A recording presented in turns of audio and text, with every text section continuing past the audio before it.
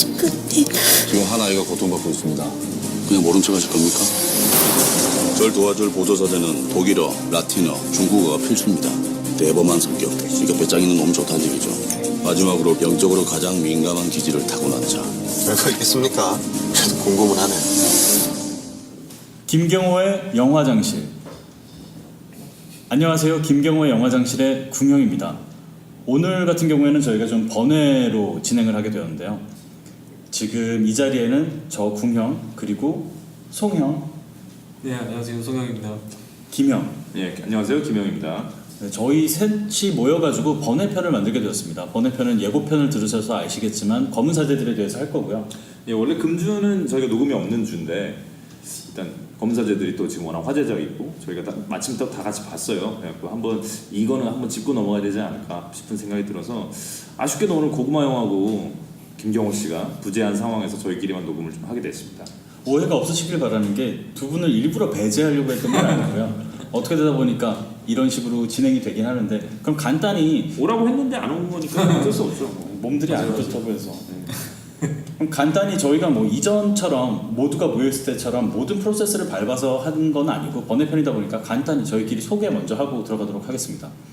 송영 같은 경우에는 지난 시간에 저희가 방송을 같이 못했었는데요. 네네. 어떻게 지내다가 오신 건가요? 제가 그날은 촬영이 있어가지고요. 일을 하다가 중간에 합류하려고 그랬는데 사정이 여의치 않아가지고 제가 부재하게 됐습니다. 사실은 그날 같은 경우 저희가 새벽 3시까지 녹음을 해가지고 올 수도 있었는데 그래요? 제가 늦게 아니 근데 끝났다고 들어가지고 서로 재밌어서 굳이 송영을 부를 필요가 있나? 그렇구나. 하늘을 건 남자 2부는 저희가 참 재밌게 녹음을 했던 에피소드인데 네, 아쉽게도 제가 재밌는 파트에 참여를 못했네요. 오늘을 재밌게 한번 만들어보죠. 네, 알겠습니다. 제가 분발해 보겠습니다. 김영 같은 경우에는 어떻게 해?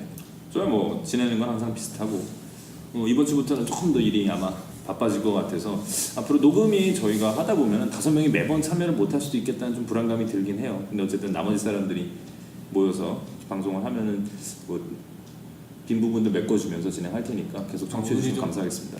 좋은 예가 되면 좋겠네요. 네, 김경호 씨랑 고구마 형이 없더라도 진행이 깔끔하게 된다는 좋은 예가 되길 바라면서 저 궁형 같은 경우에는 저는 다음 주에 원래 저희가 007에 대해서 하기로 했었는데 그때 네. 빠지게 되었어요. 제가. 이게 저희가 그게 있네요. 지난주에 원래 하늘을 건 남자 2부를 녹음을 할 때 다음 회를 예고를 드렸었죠. 예고를 드렸었는데 이게 검은 사제대로 오늘 하게 되면서 조금 한 주는 아니고 한 회차 밀리게 됐습니다. 근데 업로드 하는 거는 다음 주에 계속 업로드 될 테니까 기대해 주시고요.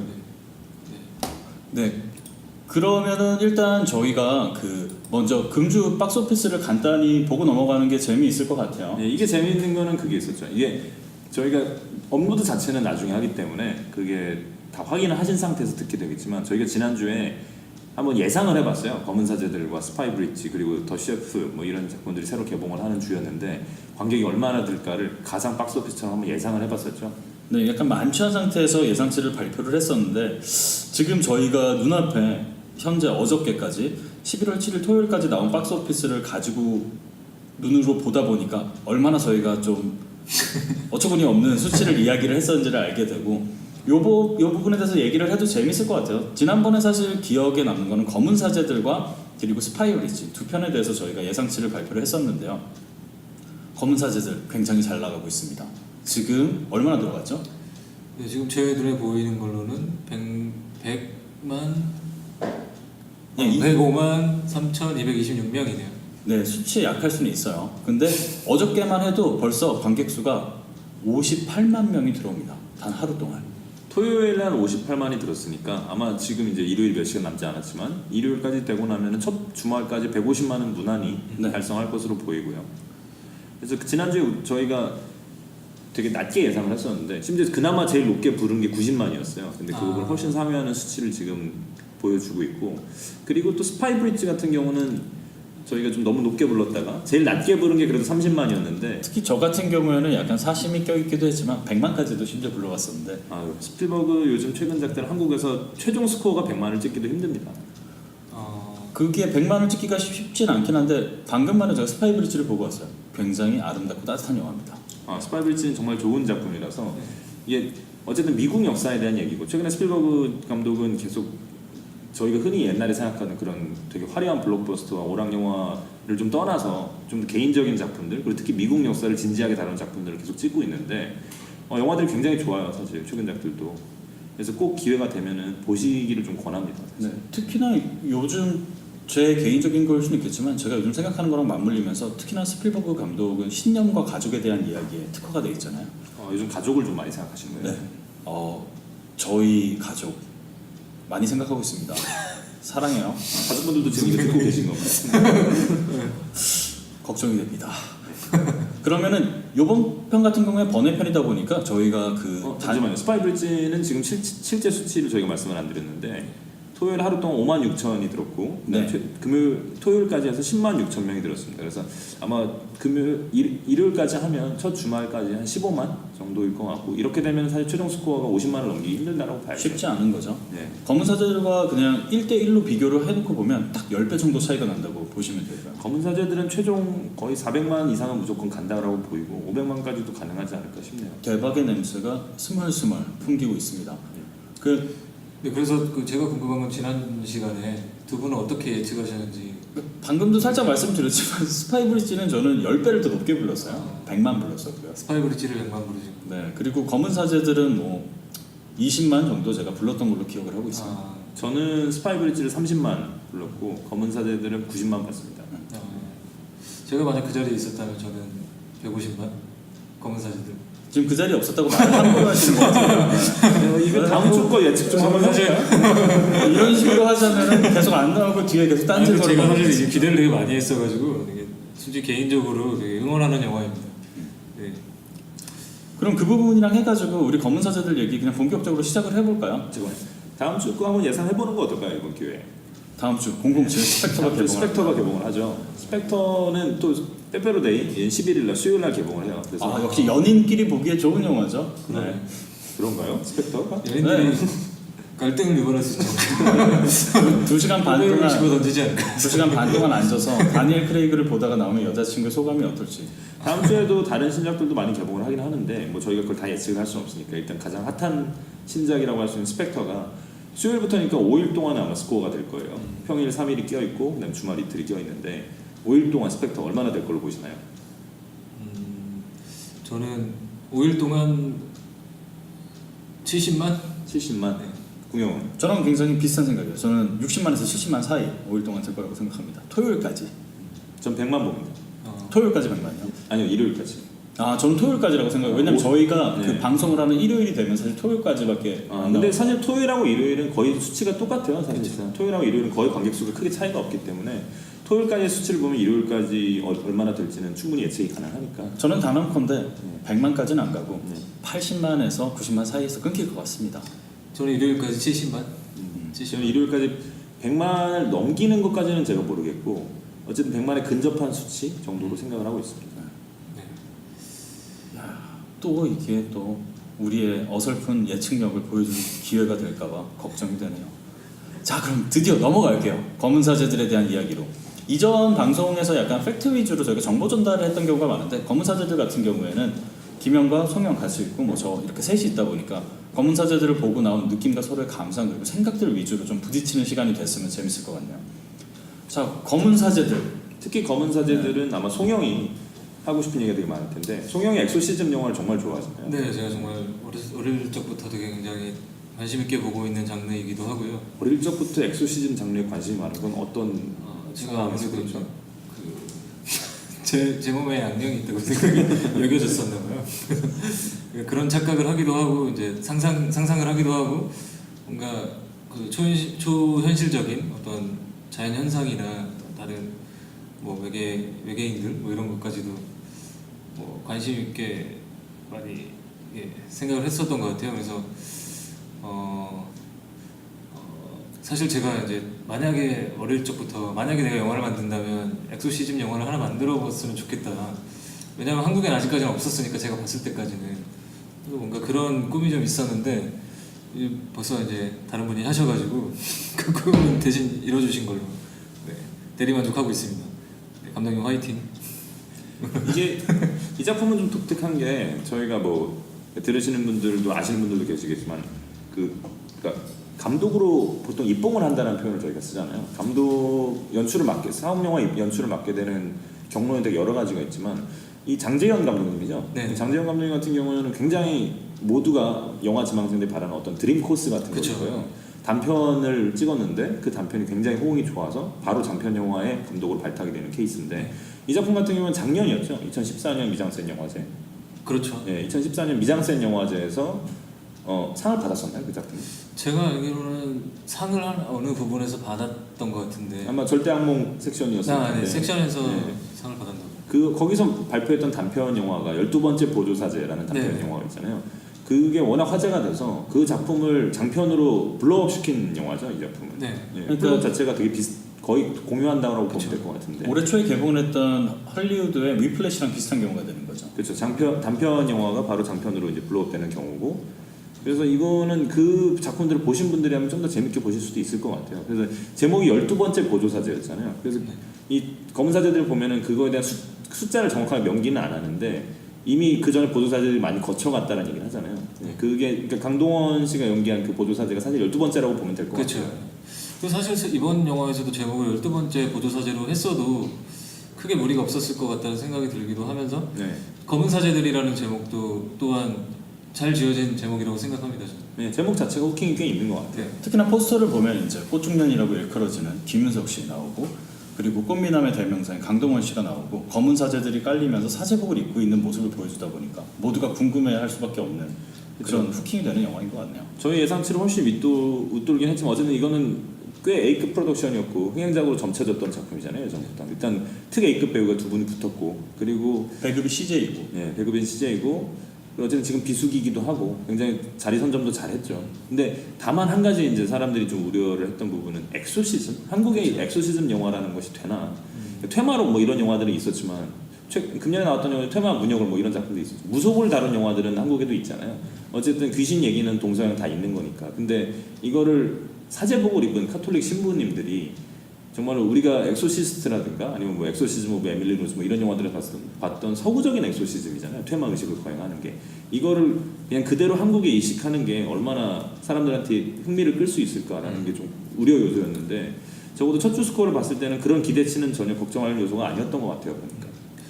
그러니까 보면 그 사실 한국 정서에 맞지 않다고 볼 수도 있는데 그게 보통 그 무속 신앙에서는 악령이라고 하진 않고 어떤 귀신이시였다는 표현을 그쵸, 많이 쓰죠. 그런 그 귀신을 이승에서 저승으로 보내는 어떤 행위를 하긴 하는데 악령을 내쫓는 구마행이라고 하는 이 영화에서 그 말하는 구마행이라고 하는 걸 그 한국 사람들 정서에 그게 보편적인 건 아니잖아요. 그래서 약간 말씀하신 걸 듣다 보니까 그런 느낌인 거죠. 요즘은 조금 덜해지긴 했는데 예전에 저희가 90년대 헐리우드식의 슬래셔 무비 난도질을 하거나 정말 살인마가 나와서 하는 영화를 보다 보면 약간 우리의 얘기는 아닌 것 같다는 느낌을 받잖아요. 네. 어떤 식이다 그런 식으로 약간 컨셉이나 그런 건 그려지긴 하는데 특히 엑소시즘 같은 게 그런 식의 형식을 띠고 있는 것 같아요. 한국에서. 네, 그래서 슬래셔 영화 얘기들을 구경이 하니까 생각이 나는 것들이 그걸 한국에 이식하려는 시도들이 되게 많이 있었잖아요. 한때 되게 붐처럼 몇 년 동안 쏟아져 나왔던 기억들이 있는데 그때 나왔던 영화들이 참 되게 참담했었죠. 뭐 찍히면 죽는다. 네, 그렇죠, 그렇죠. 그리고 뭐 해변으로 가다 뭐 이런 작품들이 있었는데 그 작품들은 그냥 네이버에서 별점만 검색해 보셔도 어떤 결과들이 있는지 대충 예상이 되실 거예요. 근데 워낙 흉흉한 요즘 일들이 많이 있고 하다 보니까 김준 감독님의 악마를 보았다 같은 경우에도 어떻게 보면 슬래셔 쪽으로 우리가 볼 수가 있거든요. 근데 점점 그러한 형식의 외국의 일이다, 서양의 일이다 했던 게 우리 근처에 이제 일어나고 있어서 그런 걸 조금 더 쉽게 받아들이는 풍토도 마련이 돼 있는 것 같아요.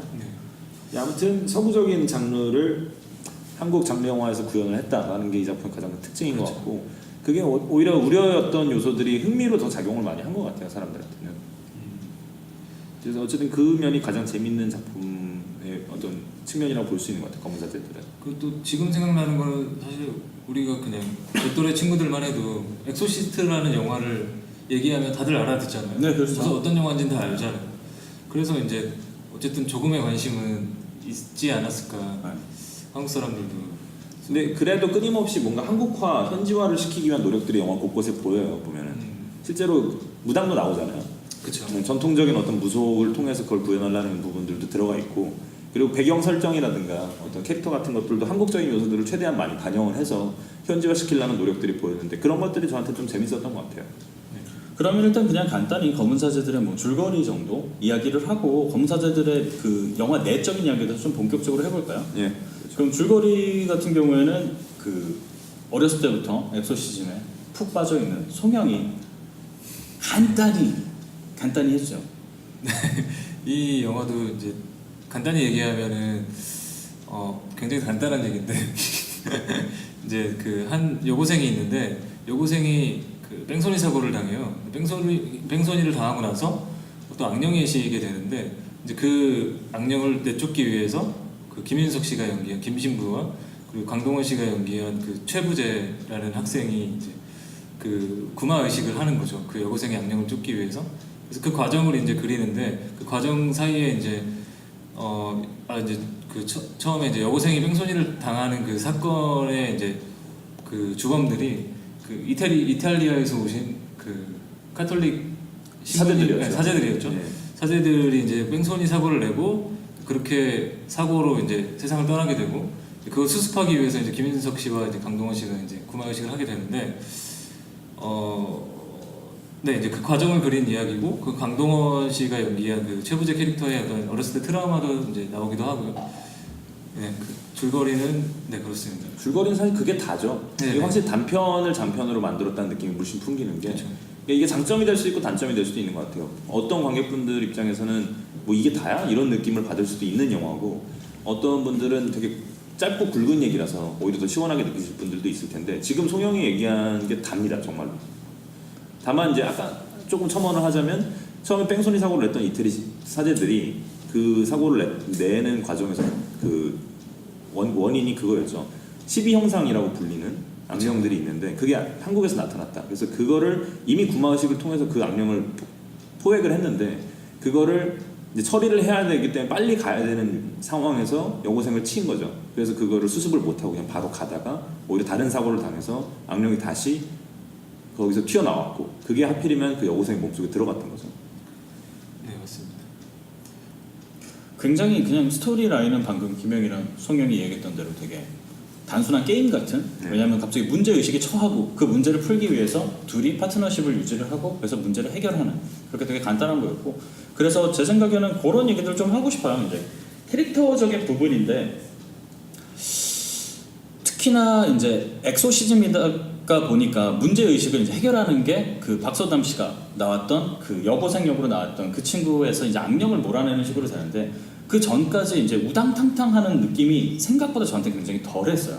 이게 어떻게 보면 버디무디가 될 수도 있고 흔히 이야기하는 요즘에 가장 각광받고 있는 게 그 부분이잖아요. 셜록이나 아니면 다른 데를 보더라도 브로맨스 같은 게 강화되면서 조금 더 뭐 관객들한테 어필할 수 있는 부분이 있었겠지만 약간 뭐라 그럴까 이전에 그 두 각각의 캐릭터들이 많이 좀 감정이 쌓이는 느낌은 없어요. 둘 다 뭐 이전에 있었던 전사들이 있었겠지만 관객이 받아들이기에는 그냥 원래 그랬던 뭐 김신부님이 나오고 그리고 그냥 꼴통인지 모범생인지 모를 라틴어도 완벽하게 하고 중국어도 완벽하게 하고 영어도 완벽하게 하는 걸 보면 모범생인 것 같은데 그러니까 긴가민가한 캐릭터들이 나와가지고 결국에 부마의식을 시행을 해요. 그렇기 때문에 부마의식을 하는 과정 중에서 사실 엑소시즘이라는 구마의식을 하는 과정 중에서 구마의식을 하는 과정 중에서 제일 재밌는 건 그거거든요. 이게 사실은 싸움이잖아요. 기싸움 같은 거.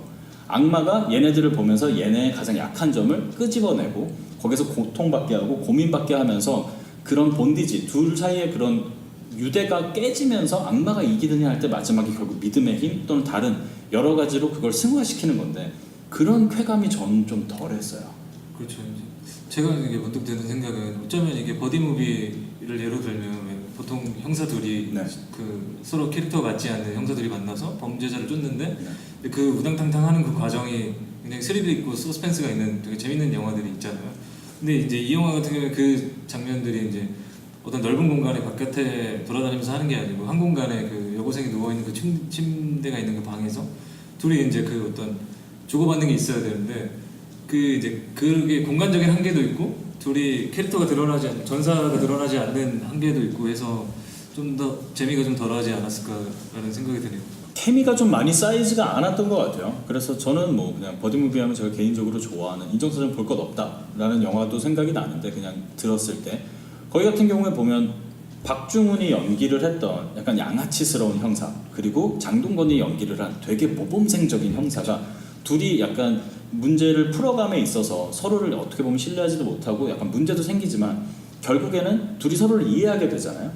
그러면서 궁극적으로 마지막에 이제 홀로 박중훈이 싸우긴 하지만 그러면서 거기서 좀 카타르시스가 있거든요. 왜냐하면 내가 그 장동건 너의 목까지 해줄게 그러면서 이유가 더 생기는 거예요. 그 문제를 풀어야 돼. 근데 여기에서는 사실은 이제 막상 엑소시즘이 거행이 될 때 보면 굳이 뭐 추가되는 문제의식이라든지 간절함 같은 건 느껴지지 않아요.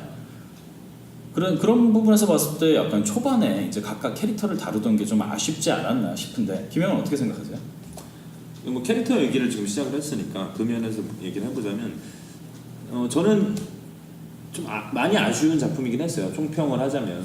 근데 그럼에도 불구하고 뭐 그렇게까지 불만족스러운 감상은 아니었거든요. 아쉬운 면들이 있지만 그래도 그 어떤 장점들이 눈에 보이고 특히 기획적인 면에서 저는 보고 나서 그렇게까지 시간 낭비는 아니었다. 볼만한 작품이었다라는 쪽에 가까운데 근데 캐릭터 측면에서는 아쉬움이 가장 많이 몰려있죠. 이 영화에 대한 대부분의 아쉬움들은 그 부분에 포커스가 좀 맞춰지는데 이게 조금 더 넓은 얘기부터 한번 시작을 해볼게요. 그러니까 엑소시즘 영화들이 헐리우드에서 굉장히 많이 만들어지고 흥행한 작품들도 있지만 역시 이 분야의 고전은 윌리엄 프리드킨의 엑소시스트겠죠.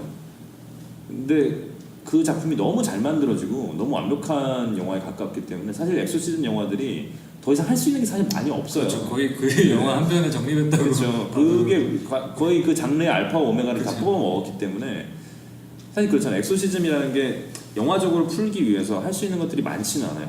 어차피 그 악령에 씌운 당사자 자체는 움직일 수 있는 상태가 아니고 만약에 이 움직인다면 이거는 엑소시즘 영화가 아니죠 사실. 저희가 그건 고스트바스터즈가 되겠죠. 이게 만약 움직인다고 한다면 대부분 침대에 묶여 있는 상황에서 두 신부가 정말 그냥 계속 기도문을 외우고 성수를 뿌리고 하는 게 거의 대부분일 수밖에 없단 말이에요. 그러니까 여기서 결국에는 이 작품들이 재밌어지려면은 그 악령에 씌운 사람이든가 아니면은 그 구마 의식을 엑소시즘을 거행하고 있는 신부들 자체의 캐릭터로 재미를 줘야 되는데 근데 엑소시스트가 그거를 너무 완벽하게 해버렸죠. 그 세 캐릭터가 다 너무 재밌잖아요. 그렇죠. 엑소시스트 같은 경우에. 근데 검은 사제들 같은 경우는 사실 거기서 차용을 굉장히 많이 했잖아요. 특히 젊은 사제 쪽이 예, 어떤 개인적인 트라우마에 시달리면서 계속 그것과 싸워 나간다는 거 그리고 어떤 신념을 확고히 갖고 있는 나이 많은 신부 두 캐릭터의 구도 같은 것들은 거의 그대로 갖고 왔다고 볼 수 있는데 아쉽게도 너무 약하죠 사실 그 부분이. 전사가 없진 않아요. 캐릭터 빌드를 안 하려고 했던 건 아닌데 그게 플래시백 몇 번으로 처리될 수 있는 건 아니잖아요. 특히 그 강동원 씨가 연기한 젊은 사제 같은 경우에는 그래도 뭔지는 알겠어요. 그게 그렇죠. 묘사되는 방식이 결코 좋다고 못 하겠는데 그래도 이 사람은 그런 종류의 트라우마가 있구나라고 생각은 할 수 있는데 김윤석 씨가 연기한 신부님 같은 경우에는 김신부 같은 경우에는 왜 여기에 이렇게까지 그러니까 거의 마치 무슨 그 모세 그렇죠. 모세 그러니까 이 소녀한테 이 여고생을 살리기 위해서 왜 이렇게까지 분투를 하는지가 그 플래시백이 짧게 한번 나오잖아요. 그 원래 자기가 성당에서 성가대를 가르치던 학생인데 되게 귀엽고 예뻐 보여요. 그때 박소담 씨는 그 장면에서. 근데 그거 한 장면밖에 없잖아요. 그렇죠. 그러니까 이 둘의 전사라고 하는 게 성가대 연습하는데 애가 참 노래를 못 불렀어. 근데 여기 얘 그냥 딴 걸로 한번 해보자. 기도를 열심히 하자. 신부님 막 이렇게 할 때 애교를 부리는 것 정도는 귀엽긴 하지만 그것만으로 이 사람이 이렇게까지 반드시 이 소녀를 살려야 된다라는 강력한 동기부여가 잘 안 되는 거죠 사실. 그렇죠. 근데 이제 사실 설정상 마침 그 김신부님이 이제 그 구마 의식을 하는 그 신부님이었던 거고 그 여고생 캐릭터 같은 경우에는 이제 엑소시스트에서는 그 어린 여자아이의 그 사연이 있잖아요. 네. 근데 여기서 이제 그 박소담 씨가 연기한 그 여고생 같은 경우에는 이 캐릭터가 굳이 그 뺑소니이긴 하지만 그래도 거기에 좀 더 살을 붙여서 재미가 있었으면 좋았을 텐데 그러니까 김신부와의 어떤 관계라든지 그런 게 조금은 더 있었으면 좋지 않았을까라는 생각이 드네요. 그게 있었어야죠 사실. 그게 없기 때문에 사실 이 영화가 중반 이후에 힘을 못 받는 거 같아요. 사실 저는 그래도 그 강동원 씨가 그 녹음 테이프를 들을 때 그 신부님 날 만졌잖아요. 네, 성추행 같은 얘기들 하죠. 그런 얘기 대사들 보면은 뭔가 신부님하고 이 친구가 되게 굉장히 사이가 좋은 사이였는데 그 사이에 뭐 여고생이 뭐 동경을 했다든지 신부님을 그런 게 있었으면 뭐 이건 되게 짜친 생각이지만 그런 거라도 최소한의 어떤 관계에 대한 설명이 좀 있었으면 그래서 그런 풍부하지 부분 않았을까. 그런 부분에서 그 면이 좀 아쉬운 것 같아요. 제가 생각하는 거는 그런 식으로 돼서 그냥 개인적인 이야기로 몰고 갔으면은 국내에서 끝내면 돼요. 근데 이게 이제 12사도에 나오고 그러면서 12성도인가 제가 정확하면 12 형상. 12 형상을 그 쫓는 또 장미회죠. 거기에서 있는데 장미 십자회. 장미 십자회. 똑똑하신 분들이. 그래서 거기에서 나오는데 맨 처음에 유럽에서 이제 네. 그 사제들을 보내고 그런 이유들을 뒤에 나오는 것들을 보면은 약간 그 지금 박소담에게 그 실려 있는 악령 자체가 동남아시아에서 여러 가지 피해를 일으키는 악령이라고 나와요. 그러니까 어떻게 보면 전 세계적으로 이유가 있는 거죠. 이 악령을 반드시 쫓아야지 전 세계적으로 여러 그 희생을 덜 수 있거나. 근데 그런 책임감이나 아니면 그런 목적 의식이 굉장히 얕게 나오기 때문에 반드시 얘를 잡아야 되나? 라는 생각이 들 정도예요. 왜냐하면 생각보다 그 박소담 씨가 굉장히 어렵게 그 악령을 붙잡아 두고 있긴 한데 어떻게든 그냥 버티고 있거든요. 크게 위협이 된다는 느낌이 안 들어요. 그러니까 제가 생각하기엔 그런 식이 돼야 될 것 같아요. 특히나 엑소시즘 같은 게 국내에서 많이 없기 때문에 그거를 다루는 사제들이 많이 없고 아무래도 외국에서 그걸 많이 다루는 분들보다 좀 그 베테랑이 아닐 가능성이 높잖아요. 그래서 그 유럽이나 그런 데서 여러 그 비행기편을 보내서 하는데 반드시 이 목적을 악령을 수행시켜야 되기 때문에 그런 걸 다 막아버리는 거죠. 그래서 어쩔 수 없이 국내에 있었던 그 김신부가 그거를 거행을 해야 되고 그런 상황에서 약간 여러 가지 책임감을 느끼고 근데 그 책임감을 느끼는 대상이 자기가 어떻게 보면 좀 친하게 지냈던 박소담이라는 그 어린 여고생이기 때문에 그 사이에서 곤란이나 혼란을 느끼는 부분이 좀 더 강화가 됐어야 된다고 생각을 하거든요. 중간에 전화 받는 장면을 보더라도 반드시 죽여야 됩니까? 라고 고민을 하는 부분이 나오는데 그 두 부분의 갈등이 잘 느껴지지 않는 거예요. 그렇죠. 특히나 그 대의를 위해서 이 친구는 지금 희생이 될 수밖에 없는 상황인데 또 마지막에 영화가 착하게 심지어 손가락을 까딱이면서 죽지 않았다는 뉘앙스를 주잖아요. 물론 사후 경직일 수도 있어요.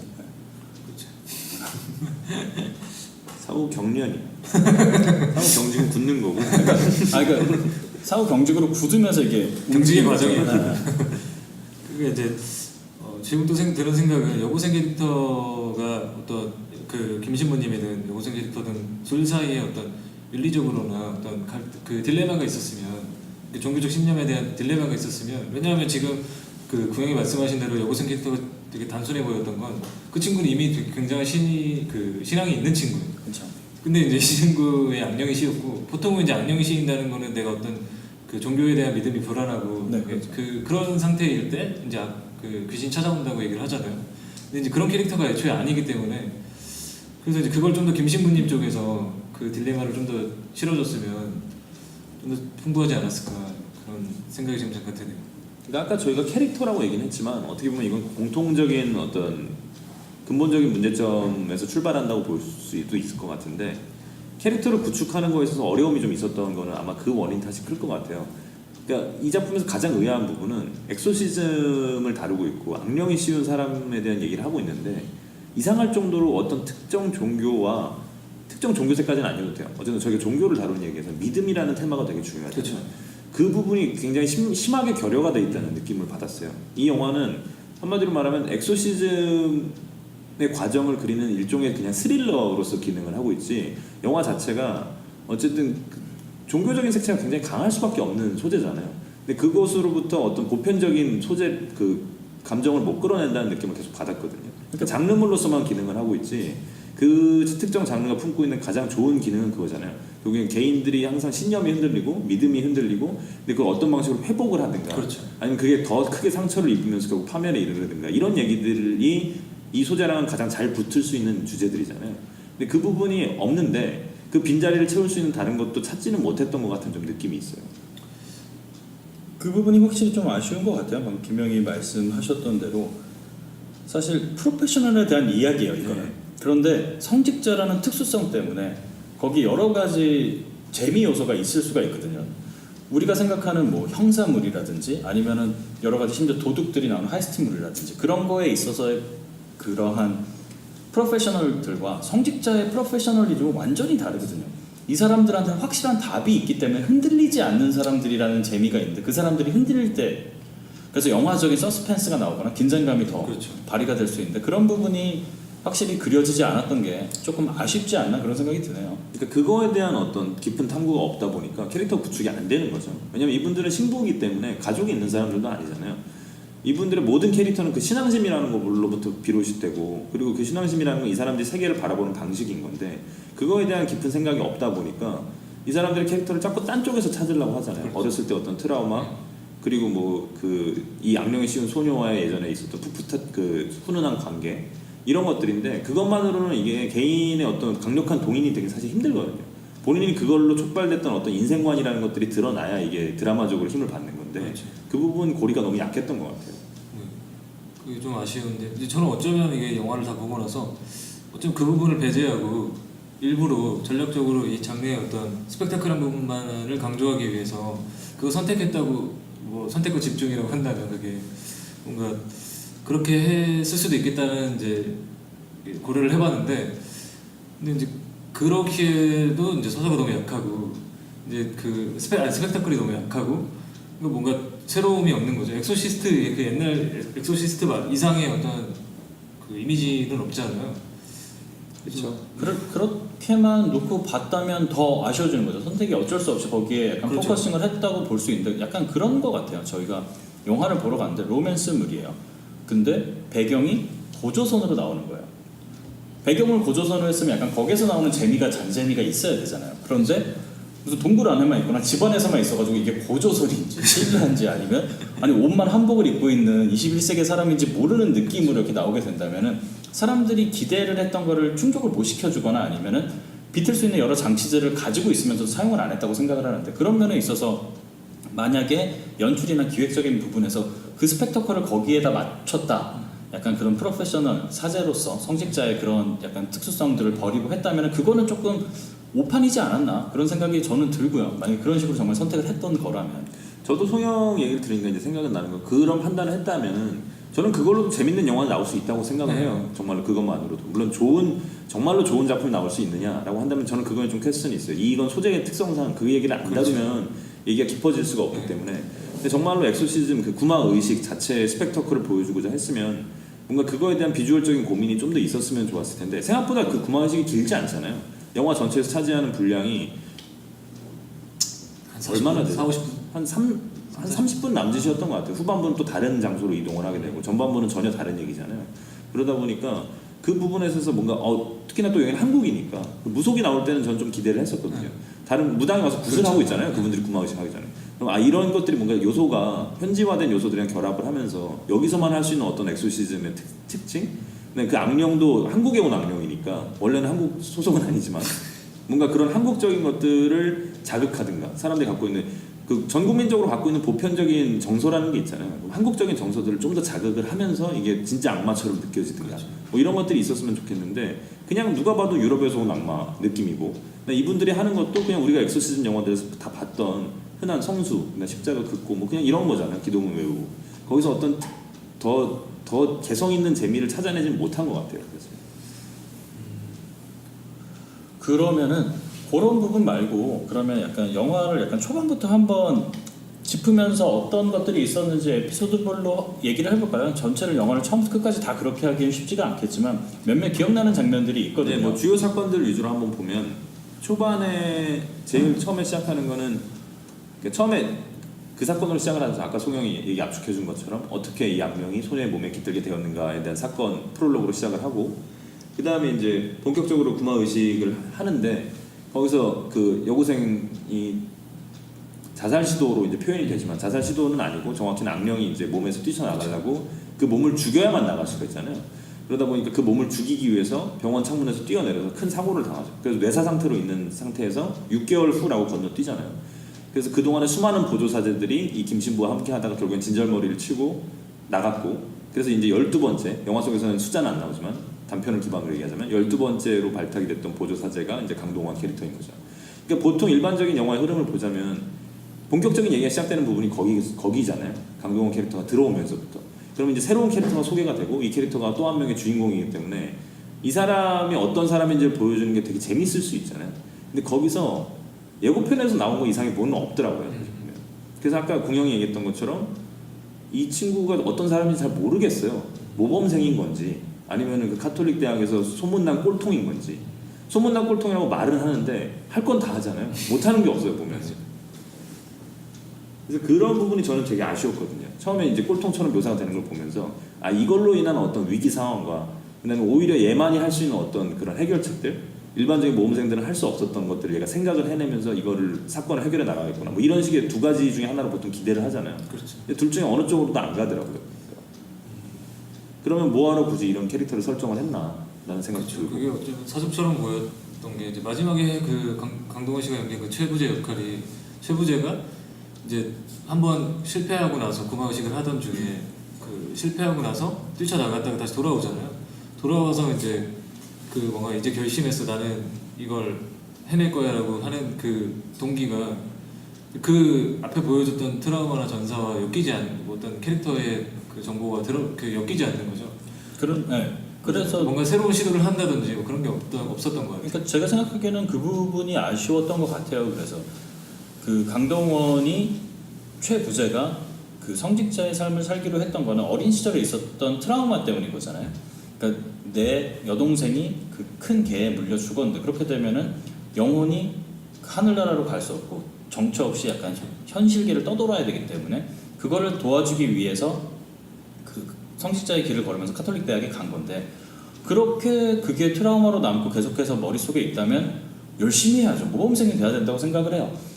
모범생이 돼가지고 뭐 제일 빨리 조기 졸업을 할 수 있을 정도로 모범생인데 지금 김신부의 캐릭터가 애매하기 때문에 모범생을 붙여주는 거죠. 그런 식의 게 나오다가 보면 재밌을 수 있을 것 같은데 그런 전사들이 나오는 거랑 지금 최부재가 나오는 캐릭터들을 보면은 사실은 씬별로 봤을 때 그냥 장면별로 봤을 때는 아 이런 상황이구나라고 알 수 있는데 다 끝나고 나서 돌이켜서 보면은 약간 아구가 맞지 않는 그런 느낌이 좀 있는 것 같아요. 최부재 캐릭터 같은 경우에는 애초에 그 트라우마를 그대로 가져갈 거였으면 지금 구형이 얘기했던 대로 모범생이기 때문에 오히려 그래서 얘를 김신부한테 붙여준 것이고 근데 김신부는 지금 보면 굉장히 실용적인 사람이잖아요. 이 애를 구하기 위해서는 무속인들하고 봤을 때도 전혀 트러블이 없잖아요. 이 사람은 지금 이 소녀를 구할 수 있다면 일반적으로 거기서 갖고 있는 룰들 같은 것들은 조직의 룰 같은 건 별로 중요하지 않은 사람이니까 그런 식으로 이 두 명 캐릭터의 충돌을 이끌어내든가 아니면 너무 이제 더 이상 보조사제 할 사람이 없는 거예요. 그러다 보니까 야 그냥 땡처리 하듯이 우리 학교 최고의 꼴통을 그냥 붙여주는 거죠. 너는 그냥 너 이대로 졸업은 할 수 있겠냐? 그냥 너 그 감시만 제대로 해오면 졸업시켜줄게. 뭐 이런 식으로 딜을 하면서 이 꼴통 캐릭터가 간 거죠. 만약 그렇게 돼서 김신부 입장에서 어쩔 수 없이 도저히 이놈밖에 없으니까 같이 할 수밖에 없는 그런 상황이 됐다고 한다면 그것도 또 나름대로 재밌는 케미가 생겼을 수 있었을 것 같아요. 근데 지금은 그 두 가지가 혼재돼 있는데 그러다 보니까 어떤 노선도 택할 수가 없는 후반부 전개가 좀 아쉬웠던 거죠. 그 마치 자기가 깔아놓는데 거기에 전복되는 그 자기 무덤을 판 것처럼 마치 맞아요. 그렇게 캐릭터가 완성이 돼버려가지고 그러니까 아마 보면은 아이디어들은 꽤 여러 개 있었을 거예요. 초보 시나리오 쓸 때 이런 것도 재밌을 수 있고 저런 요소도 캐릭터에 도움이 될 것 같아요. 근데 거기서 하나도 안 버리고 이것도 넣고 저것도 넣고 그렇죠. 하다 보니까 캐릭터가 그냥 물에 물 탄 듯 술에 술 탄 듯 되는 거죠. 그리고 캐릭터가 저는 또 그런 생각도 들어요. 그 개인이 자기가 어떤 행동을 하거나 어떤 경험을 받았다는 거에 의해서 캐릭터가 구축이 될 수도 있지만 주변인들에 의해서도 그 캐릭터의 사용도가 달라질 수가 있거든요. 활용도가. 그런 면에서 봤을 때는 저는 초반에 몇몇 장면들이 아쉬운 게 초반에 이제 이 의식을 행하자라고 해서 각 교단은 한 개고 교구 어쨌든 높은 신부님들이 모여서 같이 이야기를 하잖아요. 근데 맨 처음에 말도 안 된다라고 하는데 거기서 추기경님이 이제 공식적으로는 부정하겠소라고 딱 나가는 순간 모두가 갑자기 합심을 해서 도와주기 시작을 해요. 그게 어떻게 보면 하나의 종교 아래서 모두가 믿음을 가지고 있어서 그런 모습을 보인다는 게 좋게 보일 수도 있긴 한데 사실은 이게 뭐가 맞다 틀리다의 문제가 아닌 거잖아요. 어떻게 보면. 그래서 거기서 계속 쟁점이 나오면서 못 도와준다고 하고 근데 그 와중에 딱 한 명 가톨릭 대학교에 있는 신부님 한 명 같은 경우만 김신부랑 친한 거예요. 그래서 남들이 안 도와주는데 결국에 몰래 도와주고 모범생임에도 불구하고 범띠기 때문에 빼주기도 하고 그런 식으로 해서 그게 되고 그러면 강동원이라는 캐릭터는 거기서 그 다른 명동 성당에 가거나 아니면 다른 성당에 가서 그 성물들을 받아올 때도 몰래 훔쳐온다거나 그런 식의 약간 재밌는 스릴러물의 장점을 살릴 수 있는 것들이 여러 개가 나올 수 있을 것 같은데 그 이외에 계신 분들이 어떻게 보면 너무 그냥 배경과 똑같이 묻혀버렸어요. 아쉽게. 또 강동원이라는 배우가 어쨌든 이번 흥행도 그렇고 굉장히 티켓 파워가 강한 스타잖아요. 스타 중에 스타인데 그 캐릭터 캐릭터를 잘 못 살린 것도 있는 것 같아요. 우선 저희가 강동원 하면은 그 원빈 씨와 더불어 CG 같은 외모 가장 최고의 미남으로 꼽히는데, 근데 그걸로 인해서 사제복을 입은 강동원의 그 비주얼을 뽑아내는 것도 이 영화의 큰 장점이 될 수 있지만, 강동원 씨 같은 경우는 되게 재밌는 게 본인이 미남 연기를 그렇게 추구하지 않잖아요. 보면은 은근히 캐릭터들이 보면 강동원 씨가 제일 재밌는 순간들은 헐레이 같은 캐릭터들을 연기할 때 제일 재밌고, 이번에도 그런 캐릭터들이 상당히 많이 보이잖아요. 그래서 지금 구형이 얘기한 것처럼 오히려 꼴통 캐릭터처럼 잡히든가, 그래서 이 사람이 되게 그거죠, 신부답지 않은, 사제답지 않은 어떤 그런 캐릭터들을 밀고 나갔으면 훨씬 더 재밌는 캐릭터가 될 수 있었을 것 같은데, 그 부분에 있어서도 활용이 잘 된 느낌은 아니에요, 배우가. 그러면 이제 캐릭터 얘기가 어느 정도 된 것 같고, 이제 어떤 극적 구성에 대해서 얘기를 좀 해볼까요? 일단 네, 제가 이제 그 전에 봤던 좋아했던 엑소시스트 영화 굳이 비교를 해보자면, 이제 이 영화에서의 아쉬움은 역시나 캐릭터와 이제 겹치는 부분도 있긴 한데, 캐릭터의 아쉬움이 가장 클 수밖에 없는 것 같아요. 지금 또 얘기를 하면서 생각을 해보니까 사실 이야기를 풀어갈 수 있는 건 그 캐릭터의 매력이 있어야 되는데, 그게 없기 때문에 이야기가 풀리는데도 어려움이 있었던 것 같고, 그리고 이제 특히나 또 아쉬웠던 그 클라이막스로 치달아가는 그 구마 의식을 하는 그 스펙타클에서도 어떤 구성적으로 봤을 때도 물론 순서대로 차근차근 선물이 순서대로 나오기도 하고, 어떤 그 행위의 순서가 있긴 하지만 어떤 설명이 조금 더 있었다든지, 또 이 행위는 어떤 걸 뜻하고, 그 다음에 어떤 이 성수를 뿌리는 행위는 어떤 걸 뜻하고, 뭐 이걸 기도를 하는 행위가 어떤 걸 뜻하고, 이렇게 좀 더 구체적으로 설명이 좀 더 있었어도 좋지 않았을까라는 생각이 들기도 하는데요. 구명은 어떻게 생각하세요? 저는 방금 송영이 말씀해주신 부분에 동의를 해요. 그래서 그런 부분들에 대해서 고민 같은 게 보이는 게 저는 약간 오프닝이었다고 생각을 해요. 오프닝을 보면 이제 유럽에서 사제들이 왔다가 그렇게 사고를 당하고, 오프닝이 나오면 이제 강동원 씨가 뭐 공부하는 모습 나오고, 재밌는 게 오프닝임에도 불구하고 거기 정보들이 계속 있어요. 장미회란 무엇인지, 부마란 무엇인지, 부제란 무엇인지, 막 그런 식의 게 나오는데, 그러다 보니까 어떻게 보면 여기에서 나오는 그 프로세스라든지 여러 인물들, 그리고 그런 행위의 설명들이 어떻게 풀어야 될지 계속 고민이 됐을 것 같아요. 그래서 앞부분에 그렇게 용어 정의를 해주고 가는데, 방금 송영이 말씀하셨던 대로 저는 그렇게 제가 좋아하는 부분들은 어떤 부분들이냐면, 그 매뉴얼처럼 1단계는 이거 해야 되고 2단계는 이거 해야 되고 3단계 이거 해야 돼 라는 게 짜여졌을 때 모두가 그거를 공감을 하고 있는데 갑자기 2단계에서 그게 틀어지는 거야. 그러면 약간 플랜 B가 나오거나 그 3단계가 갑자기 3-2단계가 나오면서 여러 가지로 약간 그게 응용이 되면서 재밌는 부분들이 있는 거예요. 어떻게 해? 근데 그렇죠. 생각보다 우리가 생각지도 않았던 게 그걸 도움을 주기도 하고, 근데 그런 부분에 있어서 아까 송영이 이야기했던 대로 그 부분이 우리가 같이 가지고 가지 못하다 보니까 그런 걸 활용을 할 수도 없고, 이게 진행이 될 때도 아 이건 원래 이런 거구나 끝, 이런 느낌이 좀 있어서 그렇죠. 아쉬웠던 것 같아요. 사전에 미리 어떤 계획을 공지를 했다든지 정보를 줬었다면 관객들이 이 다음엔 이걸 할 텐데 거기서 실패를 했네, 그럼 그 다음엔 어떻게 해야지라고 이제 그런 궁금증이 생기잖아요. 네. 그러면서 이제 재밌어지는 건데, 이제 그게 없이 그냥 이 사람은 갑자기 성수를 뿌리고 종을 치고 종을 흔들고 뭐 기도를 하고, 그런 행위들이 어떤 순서가 있는지도 모르겠고 그냥 이 사람이 하라는 대로, 그냥 김신부가 하라는 대로 하면 되는 거, 따라가면 되는 거니까. 그러니까 이제 바음악을 왜 트는지도 그쵸. 알 수 없는 부분인 거잖아요. 네. 그러니까 그러다 보니까 그런 게 되게 약간 재미가 떨어졌던 게, 그 소금선을 넘어오면 안 된다는 원칙은 확실해요. 근데 그게 넘어갔을 때 그냥 이제 네 얼굴 봤다 헤헤 그러고 약간 끝나는 그 정도의 느낌이 되다 보니까, 그런 식으로 약간 걷어들이려면, 나중에 걷어들이는 게 약간 응축이 돼서 폭발이 되려면 앞에 좀 뿌려뒀어야 되는데 뿌림이 좀 약하지 않았나. 그래서 그게 되게 중요한 포인트잖아요. 소금선을 넘어갈 때 그 강동원 그 최부제가 절대 넘어오지 말라고 했던 소금으로 만들어 놓은 선을 넘었을 때 이제 드디어 악령한테 보이는 거잖아요. 원래 그 소금선 밖에 있는 사람들은 악령의 눈에 보이지 않으니까 지금 김신부 혼자서 상대하는 것처럼 보였는데 밖에서 조력자가 있는 거잖아요.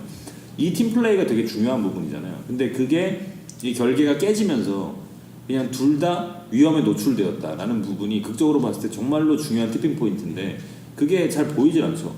저거 소금 잘 쌓아놨었는데 무너졌다, 뭐 이 정도인 거지. 이게 어떤 의미를 갖고 앞으로 어떤 위기를 촉발할 것인가에 대해서 기대감을 전혀 형성을 못하는 거죠. 그렇죠. 보통 그 엑소시즘 영화를 볼 때 그런 어떤 상징들이 나타나는 그 의미들이 있잖아요. 그 의미들을 해석하는 재미가 또 있거든요. 보면서 이런 게 또 카톨릭에서 이런 의미구나, 이렇게 하면서 어떤 제의를 하는 그 순서를 보면서 이제 영화적 재미도 함께 하는 건데 그게 이제 동반하지 않으니까 아쉬움이 좀 남는 것 같아요. 맞아요. 그런 게 살았어야 오히려 이걸 현지화시키는 재미도 있죠. 그렇죠. 보통은 이런 식의 어떤 성물을 쓰는데 한국에서는 이런 걸 한다라든가 그게 실제 얼마나 근접한지는 저는 잘 모르겠어요. 하지만 영화적 허용으로 그건 넘어갈 수 있는 것 같거든요. 그런 것들에 대해서 많은 상상력을 동원을 했으면 오히려 되게 한국형 엑소시즘 영화로 좋은 선례를 남길 수도 있었던 것 같은데 근데 아까 얘기했던 부분들은 그게 있잖아요. 이게 좀 사전에 미리 정보들이 주어졌으면 이게 거두기가 될 텐데 분명히 그건 맞아요. 그런 아쉬움도 있는데 단지 그것만이 아니라 심지어 그걸 미리 사전에 정보를 보여주지 않아도 어떤 장치를 쓰거나 도구를 활용을 했을 때 그게 어떤 결과를 촉발하는지만 잘 보여도 유추가 가능하잖아요. 근데 이 영화에서 제일 아쉬웠던 부분은 저는 그거였거든요. 구마의식을 하는 동안에 성수를 뿌려요. 아무 일도 안 일어나요. 맞아. 그리고 십자가를 갖다 가슴에 얹어요. 그래도 아무 일도 안 일어나죠. 이게 아무 일도 안 일어난다는 건 사실 어떻게 보면 좀 어폐가 있고 안정이 되긴 하죠. 근데 그러지 않았을 때 악령이 어디까지 할 수 있는지가 안 보여요. 얘는 여전히 그 여고생의 몸에 갇혀 있고 그걸 밖으로 나오려고 어떤 노력을 한다라든가 그리고 몸에 갇혀 있는 상황에서도 주변을 어쨌든 최소한의 범위만큼은 어떤 피해를 끼칠 수 있다라든가 이런 것들이 미리 보이지가 않으니까 그러니까 저는 이걸 정보성으로 설명하는 거는 아무래도 좀 힘든 면이 있었을 거고 그러다 보면 이게 좀 지루하지 않을까 싶었던 감독님의 고민도 있었을 것 같아요.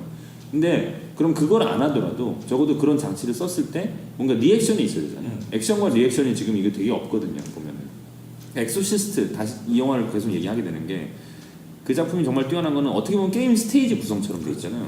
어떤 상황이 발생했어요.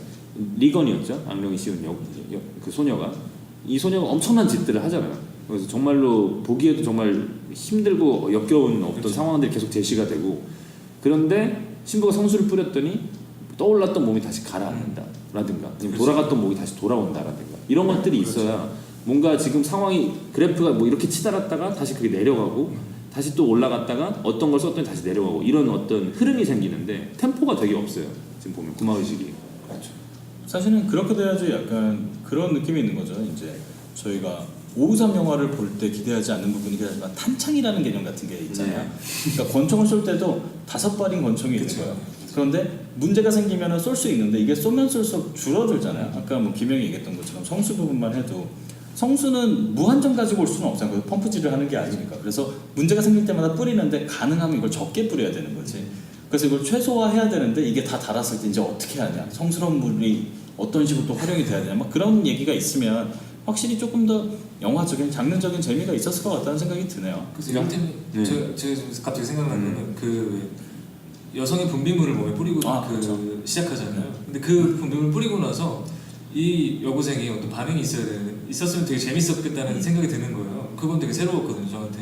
그 어떤 분비물을 뿌리고 들어가는. 맞아요. 재밌을 수 있는 설정이었어요. 그러니까 들어갔는데 신부님, 김신부님 하는 게 아니고 수녀님 오셨어요. 뭐 그런 식으로 되면 좀 더 재밌었을 수 있겠죠. 그러니까 이게 그걸 좀 더 설명을 드리면 남성인 거예요. 수컷을 찾잖아요. 악령은 수컷의 몸에 들어가려고 계속 발버둥을 치고 있는데 그걸 어느 정도 감추기 위해서 여성의 분비물을 몸에 뿌리고 들어가요. 두 사제가. 근데 그게 되게 웃긴 게 소금으로 그어놓은 선을 강동원 최부재가 넘어갔을 때 바로 수컷이다 이러잖아요. 아까 뿌린 분비물은 뭐지? 그러니까 그게 수습이 안 됐어. 되게 재밌을 수 있었는데 뿌렸는데 전혀 효과가 없었어요. 그리고 굳이 그 수컷이라는 단어가 어감도 세잖아요. 그거를 활용을 좀 했으면 좋았다고 생각을 하는 게 맨 처음에 그 제천도사 나오는데도 얘기하면서 수컷 아니야라고 이야기를 하고 특히 딸이 갑자기 하혈을 하는 모양이 나오면서 거기서 그런 생각이 드는 거예요. 김신부가 계속해서 수컷이라는 얘기를 하는데 그래서 뭔가 이야기가 진행이 안 됐던 거 아닌가. 알고 봤더니 수컷이 아니고 암컷인 악령일 수도 있는데 그럼 왜냐면 다른 방식으로 구마의식을 해야 되니까. 근데 그거 자체가 어떻게 보면 그 단어가 나오고 여러 가지 활용을 하기 위해서 여성의 분비물을 뿌리기도 하지만 그거가 전혀 활용이 안 된 거죠. 그런 식의 작은 소품 정도로밖에. 그런 부분은 굉장히 좀 아쉬웠던 것 같아요. 그럼에도 불구하고 저는 갑자기 방금 그 제천도사 얘기를 해서 나온 건데 제일 재밌고 흥미롭게 봤던 장면은 소 머리를 등에 달고 계속해서 이제 칼을 휘둘면서 이렇게 하는데 그걸 보면서 내가 악령이라도 이러면 약간 혹하겠다 그런 생각이 들 정도로 무속 의식하는 장면이 굉장히 다이나믹하게 그 의식이 거행이 되더라고요. 네. 맞아요. 오히려 되게 웃긴 게 이 영화에서 가장 공들인 부분이 카톨릭 사제들이 엑소시즘을 하는 부분이 아니고 무당이 굿하는 장면이 제일 맞아요. 공들여서 찍은 느낌이 있었어요. 그러니까 준비할 게 많아가지고. 그래서 거기에는 확실히 약간 법칙들이 보여. 절대로 그 악령이 깃든 사람을 보면 안 돼. 그 그림을 통해서 그림에 눈을 들어서 봐야 되고 절대 보면 안 되고 여러 가지가 있는데 저는 그 부분은 또 재밌었어요. 뭐가 재밌었냐면 뭐 가톨릭 천주교의 특성이라고 할 수도 있겠지만 모든 종교가 어떻게 보면은 기본적으로 사람이 잘 구복신앙이 있고 모두가 잘 됐으면 좋겠다는 것을 바탕을 뒀잖아요. 근데 이게 오래되다 보니까 서로 싸우기도 하는데 여기서 그런 식으로 되게 어떻게 보면 원초적으로 구슬하고 있고 신부님이 거기 나오는데 계속 앞서 나왔던 게 우리는 과학적인 이미지를 가지려고 되게 노력을 했다는데 그 둘이 친해요. 보면은 제천도사만 꽤 유능한 사람이야 라고 하는 부분이 약간 그런 부분에서도 또 어떻게 보면 하나의 재미 포인트였어요. 물론 그게 잘 살지는 않았어요. 근데 그게 얼핏 김신부가 되게 아까 김영이 언급했던 대로 되게 실용주의자구나 그런 생각도 드는 면도 있고 그런 부분들이 조금만 더 배치가 잘 됐으면 재밌었을 수 있었거든요. 아니면은 우리가 흔히 얘기하는 게임을 할 때도 태그 플레이가 있거나 아니면은 때로 싸울 수도 있잖아요. 갑자기 그런데 문득 들어와서 소를 흔들면서 들어와서 막판에 으아! 그러면서 약간 할렐루야 그러면서 끝낼 수도 있고 저는 실제로 정말 그걸 기대했어요. 이 무속이 이렇게 장시간 공들여서 다뤄지는 걸 보면서 이게 뭔가 종교를 초월한 나중에 정말 전 세계 엑소시즘 의식으로 가는 건가? 그러니까 카톨릭과 무속의 결합으로 가나? 이거 재밌겠다 이런 느낌이 있어요. 약간 그런 느낌도 받았죠. 한국형 어벤져스가 나올 수 있겠다. 한국형 어벤져스가 나와서 이거 완전히 그냥 그러면 갑자기 옆에서 갑자기 스님 뛰어나오시고 야, 이 새끼들아 뛰어나오시고 목사님 나오시고 막 그러면 약간 되게 좋잖아요. 그 정도면 악령도 힘들어하는데 그런 거 굉장히 좀 기대했었는데 넘어가더라고요. 이게 좀 딴 얘기를 하자면 되게 재밌었던 점 중에 하나는 영화 외적으로 김윤석 씨가 올해 나왔던 또 다른 주연작인 극비수사를 생각해 보면 되게 캐릭터와 겹치는 부분이 많고 무속을 또 다루는 작품이잖아요. 극비수사 같은 경우에는 그러면서 또 한 소녀를 구하기 위해서 분투하는 어떤 중년의 분투. 그 대사도 되게 비슷하잖아요. 니네는 그 소녀가 불쌍하지도 않냐 이렇게 얘기하는 부분이 있어 극비수사에서. 여기서도 마찬가지로 지금 한 소녀가 죽어가고 있습니다라고 얘기하는 부분. 정말 딱 그 다른 사람들이 전부 다른 거에 신경이 팔려 있는 동안에 정말 이 사람은 그 소녀가 너무 불쌍해서 이 한 명의 생명이 너무 불쌍해서 이 일을 끝까지 책임지고 싶어하는 어떤 그런 캐릭터들을 보여주는데 근데 두 작품이 좀 비슷한 단점을 공유하고 있는 게 극비수사를 보면서 제일 제가 이상했던 거는 그러니까 이 작품은 정확하게 무속에 대해서 어떤 시각을 갖고 있는지가 모르겠어요. 무속을 믿는 건지 아니면 그냥 무속이라는 거는 하나의 장치고 믿음이라는 어떤 신념이라는 가치를 중요하게 생각하는 건지 되게 헷갈렸거든요. 근데 이것도 좀 비슷한 게 이건 어쨌든 간에 실제로 어떤 악령이 나오고 초자연적인 것들이 나오니까 당연히 어떤 신념에 대한 얘기는 기본 베이스는 깔려있긴 하지만 정확히 어떤 스탠스를 취하고 있는지가 잘 모르겠어요.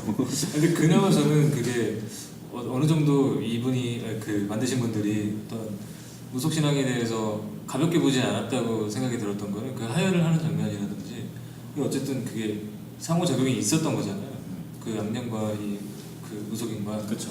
그 장면에서 저는 그래도 이 사람들이 어떤 그냥 하나의 그냥 기능적으로 이 무속신앙 장면을 구타하는 장면을 넣었던 건 아니겠구나라는 어떤 위안이 좀 되더라고요. 저는 그래서 약간 아까 이야기를 또 거슬러 보자면 하혈을 했던 제천도사의 따님이 이렇게 나오다 강동원 씨 얼굴을 보고 흠칫해요. 맞아요. 그래서 저는 약간 거기서 그다음에 뭔가 있을 줄 알았어. 저는 그래서 그 다음 장면은 약간 슬램덩크에 나오는 하이파이브 장면이 나오지 않을까. 약간 태그 맞죠? 고생해 이러면서 딱 치고 나가지 않을까 아니면은 인생이 너무 있을 줄 알았는데 아니면 되게 잘생겼네 약간 그러거나 그런 게 있을지 알았는데 약간 되게 애매한 듀레이션이 살짝 있었어요. 네. 맞아요. 지나가는 장면이 있었어. 그러니까 전반적으로 종교와 어떤 초자연적인 현상에 대해서 명확한 입장을 못 정하고 전개가 돼요 계속적으로. 후반부에 보면은 이제 그 드디어 구마의식에서 이제 저는 좀 딴 얘기를 하자면 개인적으로 이 작품에서 제일 좋았던 건 돼지였습니다. 보신 분들 아마 공감을 하실 수 있는데 다들 저요. 강동원 씨도 잘했고 김윤석 씨도 연기 너무 좋았고 특히 박소담 씨 정말 분투했는데 정말 사람 배우들한테는 정말 죄송하지만 이 영화의 최고의 배우는 돼지였습니다. 너무 귀엽게 생겼더라고요. 나중에 심지어 악령이 씌워가지고 시커멓고 막 눈은 빨간데 그래도 귀여워요. 난 그게 어쩌면 그 다른 얘기 계속 이어가자면 어쩌면 돼지가 너무 귀여워서 악령이 씌우는 게 너무 불쌍한 거예요. 나는 보면서 이게 무섭다기보다 공포감보다는 연민이니까 지금 저는 맞아요. 차라리 그냥 박소담 씨한테 계속 있는 게 좋지 않나 그런 생각까지 했고요. 아 돼지 너무 귀엽더라고요. 그러니까요. 이게 꼬마 돼지 베이브 같은 영화에서 보면 돼지가 좀 길쭉하잖아요. 근데 이 돼지는 정말 저희가 생각하는 그 돼지의 귀여움. 그 돼지의 귀여움이 있어요. 짧고 오동통한 그 돼지가 너무 귀여웠어요. 근데 아무튼 딴 얘기였는데 그래서 그 돼지한테 악령을 갖다가 다시 옮겨가는 게 이거의 가장 포인트잖아요. 이 구마시 자체가 박소담 씨한테서 악령을 뽑아내서 돼지라는 어떤 민물한테 그걸 집어넣고 그리고 나서 그 민물만 처치하면 되니까 그럼 악령도 사라지는 거니까. 그래서 그런 식으로 전개가 되는 구마의식이었는데 그러다 보니까 이 돼지한테 그걸 악령을 넣는 거는 지금 굉장히 카톨릭적인 방식으로 가는 거잖아요.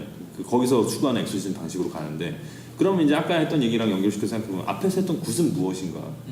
그러니까 이게 해결하는 방식이 어차피 종교를 초월하기로 마음을 먹었으면 이 방식 자체가 딱 어디서 갖고 있는 특정한 방식으로 구현이 되는 게 아니라 뭔가 그걸 초월하는 어떤 메커니즘이 좀 나왔어야 되지 않나라는 생각이 드는 거죠. 저는 그걸 간과했던 게 이랬던 것 같아요. 애초에 그 12형상이라는 그 악령 자체가 국적은 서양이에요. 서양에서 온 국적을 가지고 있기 때문에 그래서 애초에 우리 토속신앙으로 어떻게 무속신앙을 할 수 있는 게 아니에요. 말이 안 통하는 아니 거예요. 그 영역이 다른 거지. 한국어를 못 알아듣는 거죠. 그 한국적으로 해결할 수 있는 그 악령이 아니었던 거라고 생각했던 것 같아요. 저는. 언어의 문제였군요. 아니, 국적의 문제였어요. 아, 국적의 문제. 생각보다 이야기할 게 그러니까 하다 보니까 많은 것 같아요. 단순히 캐릭터의 문제뿐만 아니고 저는 계속 그런 생각을 했거든요. 이렇게 보고 나왔을 때 굉장히 아쉽다. 여러 가지 재미있을 수 있었는데라는 생각을 하면서 이런 생각도 했었는데 생각을 하다 보니까 워낙 기획 자체가 산뜻한 거예요. 기획은 굉장히 정말 훌륭한 기획이었어요. 네. 보통 이제 너무 좀 실망스러운 영화들을 보고 나면 그냥 끝나고 나서 아무 생각도 안 들 수가 있는데 왜냐면 어디부터 손을 대야 될지를 모르겠잖아요 머릿속에서. 근데 이것만 해도 요거 이렇게 바뀌었으면 재밌었을 텐데 요거 이렇게 그런 게 되게 많아서 되게 생각보다 최근에 봤던 한국 영화 어저께 이제 김영이랑 같이 보고 김영이 했던 얘기기도 한데 중에서 요거 앞으로 이런 식으로 가면 되게 재밌겠다. 왜냐면 이전에 작전이라는 영화를 봤을 때 이런 생각을 하긴 네, 했었어요. 맞아요. 그때 약간 기시감이 좀 들더라고요. 뭔가 장르나 소재를 좀 확장을 해주는 역할을 하고 있는 것 같아서 그래서 저는 뭐 작품의 내적인 완성도에 있어서는 아쉬움이 많지만 되게 싫지는 않았거든요. 저는 이 작품이 그러니까 이랬으면 더 좋았겠다라는 거지. 그치. 나는 이 영화가 너무 진짜 영화 너무 이상해라는 느낌은 아닌 거예요.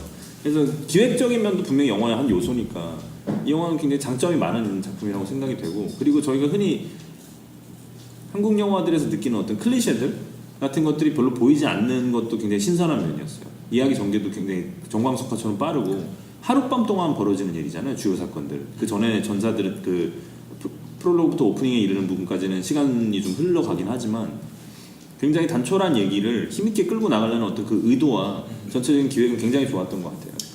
근데 방금 김영이 이제 한국 영화에 나오지 않았던 나왔던 클리셰들이 안 나와서 좋다고 했는데 저는 약간 개그적인 부분에서 웃음을 주는 포인트에서는 굉장히 클리셰들이 많이 나왔는데 그 부분은 좀 아쉬웠어요. 약간 여러 가지 한계가 있었을 수도 있는데 뭐가 있냐면 그냥 얘가 열심히 공부를 하지 않는다는 걸 보여주기 위해서 안에 그냥 만화책 또는 좋은 일과 나쁜 일이 있어 그러다가 강동원이 얘기하는 네 제가 거기에 적임자인 것 같습니다 라고 하는 거나 그런 식의 약간 개그를 치는 타이밍이나 좀 감각은 약간 이게 어떻게 보면은 작년에 그렇게 단편 영화가 나오고 되게 훅닥훅닥 많이 빨리 진행이 됐던 거잖아요. 그래서 아쉬운 게 있는데 그런 것들이 조금만 유머나 개그들이 잘 살았으면 조금 더 유쾌하게 볼 수 있지 않았을까. 그러니까 아까도 김영이 한번 언급을 해줬는데 제가 강동원 씨를 좋아하는 이유 중에 하나는 생각보다 그런 개그들을 헐랭이처럼 잘 쳐요. 네. 그러니까 예전에 그 공지영 작가 소설 원작 베이스로 나왔던 영화 제목이 기억이 우리들의 행복한 시간. 네, 우리들의 행복한 시간. 어저께도 기억이 안 나서 똑같은 질문을 했었는데 거기서도 보면 이렇게 밥을 먹다가도 죽을 뻔했네라고 치는 것 같은 게 굉장히 어려울 수 있거든요. 이미 사형수가 그런 대사를 친다는 것 자체가. 그러니까 그런 식의 나름 개그면서 약간 짠하기도 하고 막 그런 식의 되게 디테일한 연기를 생각보다 우리가 생각하는 강동원 씨는 잘할 수 있는 배우인데 그런 것들이 좀 안 살았던 게 아쉬운 느낌이 드네요. 그러고 보니까 저도 강동원 씨를 되게 좋아하는데 네. 저는 약간 다른 게 어떤 헐렁한 부분도 되게 재밌지만 저는 오히려 그 초능력자나 어떤 그런 되게 결핍이 있는 네네.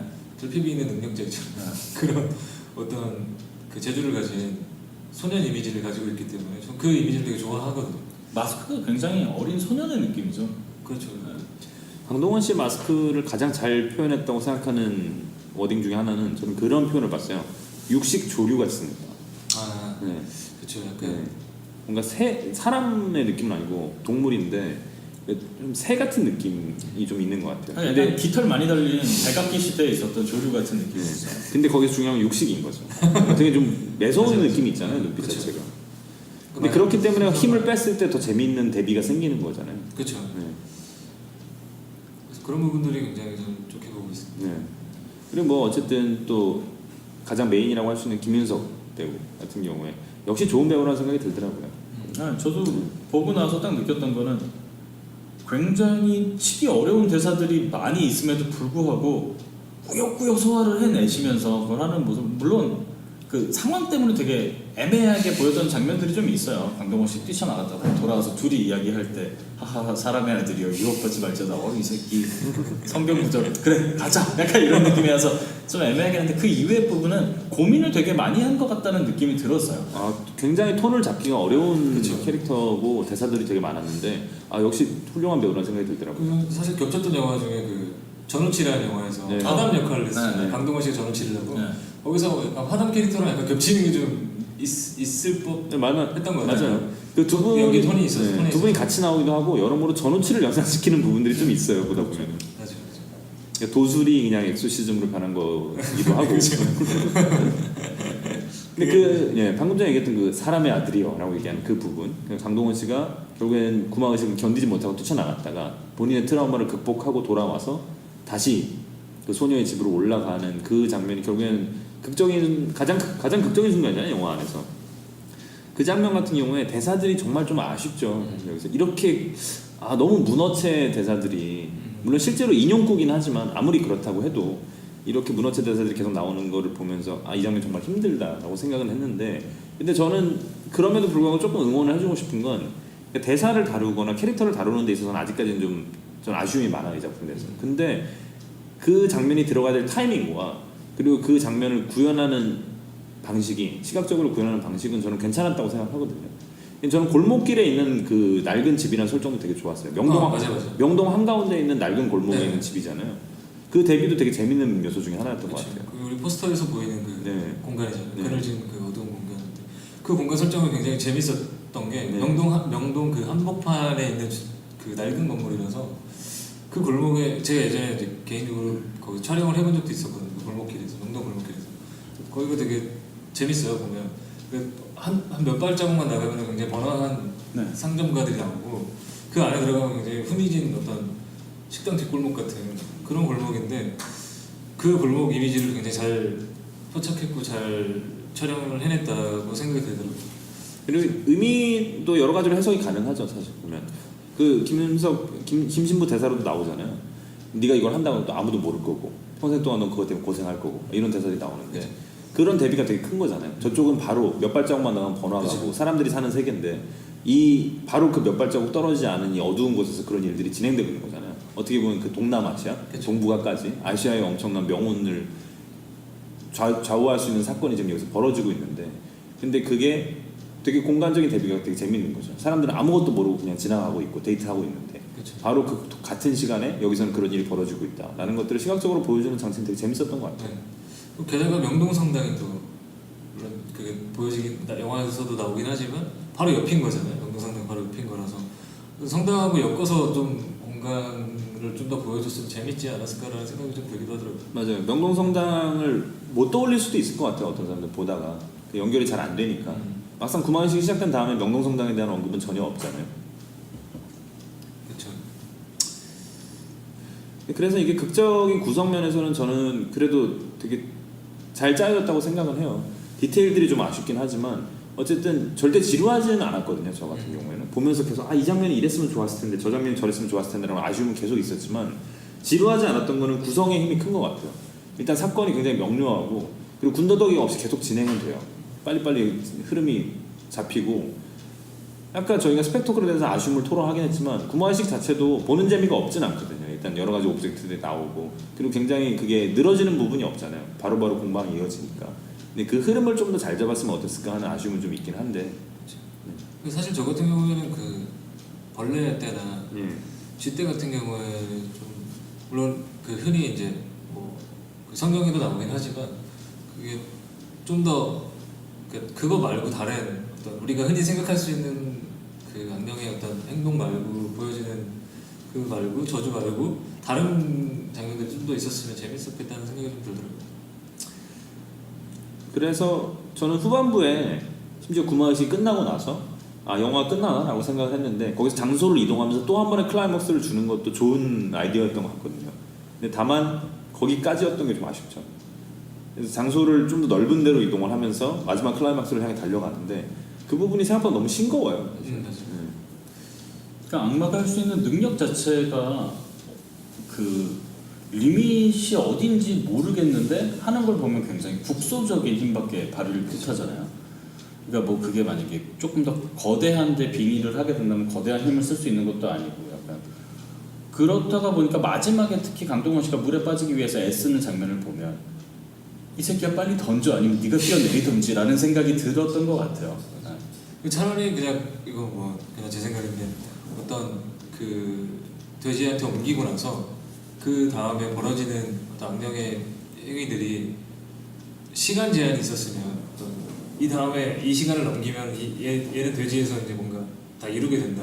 뭐 네, 되게 곰으로 변한다. 뭔가 그 악령으로서 뭔가 완성하게 된다는 어떤 그런 뉘앙스가 좀 있었으면 좋았을 것 같다는 생각이. 뉘앙스가 없지는 않았는데 1시간이라는 시간 리미트를 주는 한 시간 있었. 네. 근데 있었는데 근데 그 1시간이 지난 다음에 대사가 되게 애매했던 게 그러면 굉장히 힘들어져라고 했어요. 1시간이 지나면은 힘들어져라고 하면 정확하게 잘 감이 안 잡히잖아요. 뭐 어떻게 되는 거지? 막 이런 생각이 들다 보니까 차라리 1시간이 지나면은 이건 영원히 돌이킬 수 없다라든가 짜치게 얘기하자면 아니면은 악령이 정말 돼지의 몸에서 나와서 세상을 활개치게 돼 뭐 이런 식으로라도 뭔가 어떻게 될지에 대해서 예상이 좀 되면 그렇죠. 그렇죠. 그 디테일들이 그런 부분이 되게 아쉬운 거죠. 마지막에 한강에 못 뛰어들고 계속 되게 힘들어하잖아요. 그 부분도 왜 저러지? 라는 생각이 계속 드는 게 그냥 돼지를 던지면 안 되나? 라는 생각이 계속 드는 거예요. 그리고 더 큰 생각은 그거죠. 저였으면 중간까지 택시를 타고 가서 내렸어요. 약간 뭐 기본 요금으로만 가려다 보니까 그럴 수도 있긴 한데 그래서 거기서 약간 다리를 건너가는 액션 자체가 약간 뭐라 그럴까 스릴감이 넘치진 않았어요 저한테. 그 부분에 굉장히 긴박한 순간이어야 되잖아요. 이게 몇 분 남지 않았고 반드시 그 전에 이 악령을 물속에 넣어야 된다는 어떤 그런 타임리밋이 생기면은 클라이막스로서 정말 굉장히 좋은 기능을 할 수 있는 장면 세팅임에도 불구하고 정확하게 상황이 그려지지가 않는 거예요. 이거를 하려면 어떻게 되나? 그냥 던지면 되나? 아니면 이걸 끌어안고 뛰어내려야 되나? 아니면 물속에서 반드시 몇 분 이상은 이걸 갖다가 잠수를 시켜야 되나? 질식사 할 때까지? 뭐 이런 것들에 대한 정보가 없다 보니까 그쵸. 마지막에 그 한강 다리를 못 넘는 게 뭐 대충 묘사는 되죠. 막 반점 같은 것들, 악령의 저주로 인해서 몸이 막 반점이 생기면서 아 지금 이게 몸을 그 자유롭게 가눌 수 없는 상황이구나. 그래서 저 다리를 못 건너가는구나.라고 못 뛰어내리는구나라고 생각을 하게 되긴 하는데 그렇잖아요. 저희가 영화를 볼 때 미루어 짐작하기 시작하면은 집중이 깨지는 거예요. 그냥 바로 그걸 보는 순간 화면 자체가 직관적으로 이게 정보가 와닿아야지 저거는 이런 상황이겠지? 라고 저희가 생각을 하면은 이미 재미가 없는 거거든요, 사실. 그렇죠. 그 와중에 돼지는 굉장히 귀여움을 뽐내고 있고 그래서도 귀여웠어요. 다리 떨어지기 직전까지도 귀여움을 뽐내고 있어요. 그래서 마지막에 그 다리에서 뛰어낼 때 우리 돼지 어떡하지? 제주 흑돼지였는데 되게 아쉬움이 많이 남았죠. 그래서 마지막에 다시 그 모든 사건이 해결되고 그 물 위로 걸어 올라올 때 돼지가 없는 게 되게 아쉽더라고요. 다시 살색으로 변한 돼지가 보고 싶었는데 돼지는 지금도 한강물을 따라 흘러가고 있겠죠.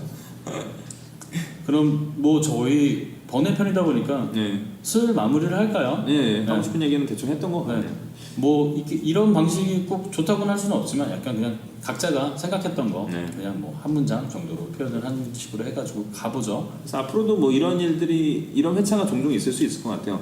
어쨌든 화제작들은 저희가 한 번씩은 좀 다뤄보고 싶은 부분이고 근데 저희가 어쨌든 방송을 함에 있어서 어느 정도의 앞으로의 플로우는 계획을 잡고 가는 편이라서 미처 못 다루는 작품들이 있으면은 이렇게 좀 게릴라식으로 저희가 한번 방송을 올리는 것도 괜찮은 것 같아요. 아무튼 오늘 같은 경우에는 그 말씀을 꼭 드리고 싶은 게 어쨌든 한국 최초의 엑소시즘 영화였고 그것만으로 저는 의의는 충분했던 작품이라고 생각을 해요. 그래서 이게 많은 관객들이 찾는 걸 보면서 좀 더 한국 영화도 장르의 폭이 좀 넓어지는 장점은 굉장히 있을 수 있겠다. 그리고 이런 면에서 한국에서 엑소시즘 영화들이 제대로 개봉을 하거나 사랑받지 못하는 게 좀 있잖아요. 남의 나라 얘기 같기도 하고 하지만 몇몇 작품들은 꼭 한번 챙겨보시라고 권해보고 싶습니다. 엑소시스트는 꼭 한번 보세요. 네. 송영은 어떻게 해요? 저도 김영과 같은 생각이 있는데 이제 조금만 더 이제 물론 이제 이게 어떤 기획 단계를 거쳐서 어떤 시간을 거쳐서 이게 완성이 되는지 모르겠는데 조금만 더 완성도 있게 작품을 완성을 했으면은 더 좋겠다라는 이제 아쉬움이 있으면서도 이제 한편으로는 다양한 장르의 영화들이 많이 나왔으면 좋겠다. 상업 영화도 흔히 대중들이 많이 볼 수 있는 영화로 많이 개봉을 했으면 좋겠다는 생각이 들고요. 네, 그리고 많이 찾아보시면 여기 그 엑소시스트도 그렇고 나머지 이제 그 서양에서는 엑소시즘 영화들이 굉장히 많거든요. 그것도 이제 간간히 찾아보시면 되게 재밌을 것 같습니다. 저 같은 경우에도 이제 두 분이 말씀하셨던 거에 굉장히 동의를 하고요. 그래서 기획도 재밌고, 그리고 김윤석, 강동원, 그리고 심지어 비주얼적인 여러 가지 요소, 한국에서 처음 시도했던 거 여러 가지가 재밌었는데 그걸 조금만 더 파고 들었으면 재밌었어. 더 훨씬 재밌고 더 즐길 거리가 있었을 거라고 생각해요. 지금도 분명히 재밌는 포인트는 있지만, 그래서 그냥 단순히 생각을 하자면 믿음이 좀 부족한 영화가 아니었나 그런 생각을 합니다. 앞으로 저희 조금 더 믿음을 가지고 방송도 진행할 것을 약속드리면서 요번화 마무리 짓고요. 다음번에 다시 5명이 함께 웃으면서 찾아뵙도록 하겠습니다. 감사합니다. 감사합니다. 감사합니다.